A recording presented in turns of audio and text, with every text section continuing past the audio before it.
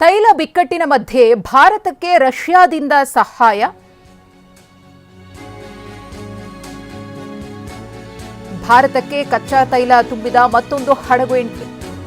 ಮಂಗಳೂರು ಬಂದರಿಗೆ aqua Titan ಹಡಗು ಆಗಮಿಸಿದೆ. ಚೀನಾಗೆ ಹೋಗ್ತಿದ್ದಂತಹ ಕಚ್ಚಾ ತೈಲವನ್ನು ಹೊತ್ತಿದ್ದ ರಷ್ಯಾ ಹಡಗು ಮಂಗಳೂರು ಬಂದರಿಗೆ ಬಂದು ತಲುಪಿದೆ.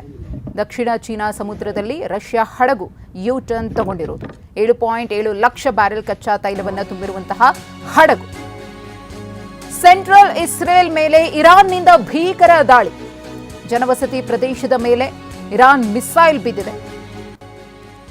ಸೆಂಟ್ರಲ್ ಇಸ್ರೇಲ್ ಮೇಲೆ ಇರಾನ್ ಮತ್ತೆ ಭೀಕರ ದಾಳಿಯನ್ನು ಮುಂದುವರಿಸ್ತಾನೆ ಇದೆ.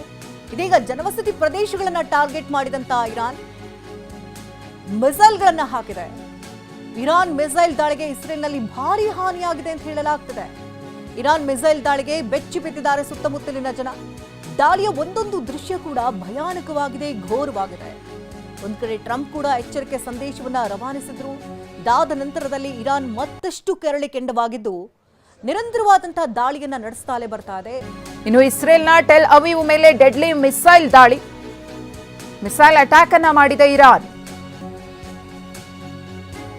ಇನ್ನು ಲೆಬನಾನ್ ಮೇಲೆ ಇಸ್ರೇಲ್ ಸೇನೆಯಿಂದ ಡೆಡ್ಲಿ ದಾಳಿ. ಇಸ್ರೇಲ್ ಏರ್ ಸ್ಟ್ರೈಕ್ಗೆ ಕಾರುಗಳು ಹೊತ್ತಿ ಉರಿದಿವೆ.